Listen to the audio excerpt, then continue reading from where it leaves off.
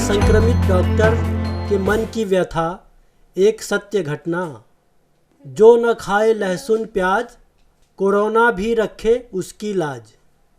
दोस्तों, आनंद मार्ग के एक अनुयायी रास बिहारी वुहान में कोरोना वायरस यानी निगेटिव माइक्रोवाइटा से पीड़ित हुआ था और वह 24 घंटे में ठीक भी हो गया था।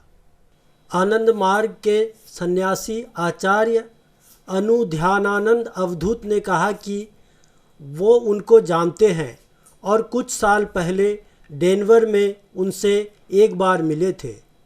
डॉक्टर रास बिहारी खुद अपने वुहान का अनुभव के बारे में इस तरह अभिव्यक्त करते हैं। मेरा नाम रास बिहारी है। मैं यूएसए का रहने वाला हूँ, लेकिन मैं अब चीन में रह रहा हूँ। वास्तव में मैं उस शहर के पास रह रहा हूँ जहाँ कोरोना वायरस शुरू हुआ था, वुहान, चीन में। मैं इस वायरस से पीड़ित होने वाले शुरुआती लोगों में से एक था और मैं इससे ठीक होने वाला पहला व्यक्ति भी था। इसका कारण यह है कि मैंने चीन आने से पहले अमेरिका में भी चिकित्सा का अध्ययन किया था। 1999 में वापस मैंने पोर्टलैंड स्टेट यूनिवर्सिटी से मेडिसिन छात्र के रूप में स्नातक किया। जब मैं एक मेडिकल छात्र था तो मैंने प्याज और लहसुन के नकारात्मक प्रभावों के बारे में एक पेपर में थीसिस भी दिया था। प्याज और लहसुन खाने से रोग प्रतिरक्षा प्रणाली यानी इम्यून सिस्टम कमज़ोर हो जाती है और कमज़ोर प्रतिरक्षा प्रणाली के साथ शरीर वायरस से निपटने में सक्षम नहीं होता। मैं 1997 में आनंद मार्ग की साधना पद्धति में दीक्षित हो गया और तब से प्याज और लहसुन नहीं खाया। यही कारण था कि मेरा शरीर इतनी जल्दी कोरोना वायरस का इलाज करने में सक्षम था। वास्तव में इस वायरस से पीड़ित होने के 24 घंटे के भीतर मैं ठीक हो गया था। जब हम प्याज लहसुन नहीं खाते हैं तो हमारी प्रतिरक्षा प्रणाली बहुत मजबूत होगी और यह इस वायरस से बहुत आसानी से निपटने में सक्षम होगा।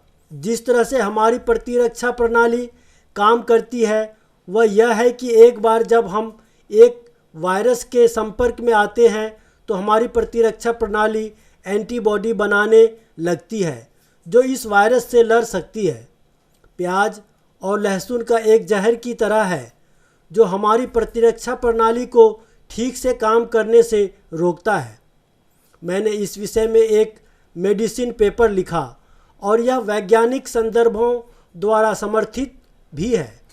जब मैं दवा का अध्ययन कर रहा था तो मैंने प्याज और लहसुन के नकारात्मक प्रभावों के बारे में लेख लिखने के लिए कई वर्षों तक वैज्ञानिक पत्रिकाओं के माध्यम से खोज की। चीन आने के बाद से मैं भी चीनी चिकित्सा के बारे में बहुत अध्ययन कर रहा हूँ। चीन में मेरे कई दोस्त हैं जो डॉक्टर हैं और हम कोरोना वायरस की स्थिति का बहुत गंभीरता से मुआयना कर रहे थे। जब वायरस पहली बार वुहान में दिखाई दिया तो वे इसके इलाज के कई अलग अलग तरीक़ों की कोशिश कर रहे थे। लगभग 2 सप्ताह के बाद सरकार ने उपचार के एक आधिकारिक तरीके को मान्यता दी। इसका मतलब है कि पर्याप्त डॉक्टरों ने इस एक विशेष विधि का उपयोग करके अनेक लोगों को ठीक किया था ताकि इसका उपयोग सभी अस्पतालों में सभी रोगियों के लिए किया जा सके। इस पद्धति में पश्चिमी चिकित्सा और पारंपरिक चीनी चिकित्सा दोनों का मिश्रण शामिल था। पश्चिमी चिकित्सा का नाम रेमडेसिविर था जो एक एंटीवायरल दवा थी जिसे कुछ अन्य चीनी जड़ी बूटियों और मसालों के साथ मिलाया जा रहा था। जैसे ही वायरस शुरू हुआ, हजारों स्वयंसेवक डॉक्टर बीमार रोगियों की सहायता के लिए वुहान आए। 6 हफ्ते बाद आपातकाल समाप्त हो गया। 73,000 से अधिक लोग पहले ही ठीक हो चुके थे। स्वयंसेवक डॉक्टर वापस घर लौट आए। चीनी सरकार इस तथ्य से बहुत खुश थी कि इस इलाज में पारंपरिक चीनी जड़ी बूटियों और दवाएं शामिल थी। उन्होंने एक नया विनियमन यानी रेगुलेशन पारित किया जिसमें सभी स्कूली बच्चों को उनके सामान्य कक्षा के पाठ्यक्रम में चीनी चिकित्सा की बुनियादी समझ सिखाई जानी चाहिए। अब चीन अपने डॉक्टरों को दूसरे देश में भेज रहा है ताकि वहाँ के बीमार लोगों को ठीक किया जा सके। एक सामान्य व्यक्ति जो प्याज और लहसुन खाता है उसमें इस इलाज को कारगर होने में 1 या 2 सप्ताह लगेंगे। मार्गी के लिए चूँकि हम प्याज और लहसुन नहीं खाते इसीलिए हमारा शरीर बहुत तेज़ी से ठीक हो सकता है। जब से वायरस शुरू हुआ तब से मार्गी अपने घरों के अंदर हैं और कभी बाजार नहीं गए। चीनी डिलीवरी कंपनियां अपने दरवाजे पर खाना पहुंचा सकती हैं। चीन में रह रहे किसी भी मार्गी को कोरोना वायरस नहीं पकड़ा, यहाँ तक कि यूहान शहर में भी।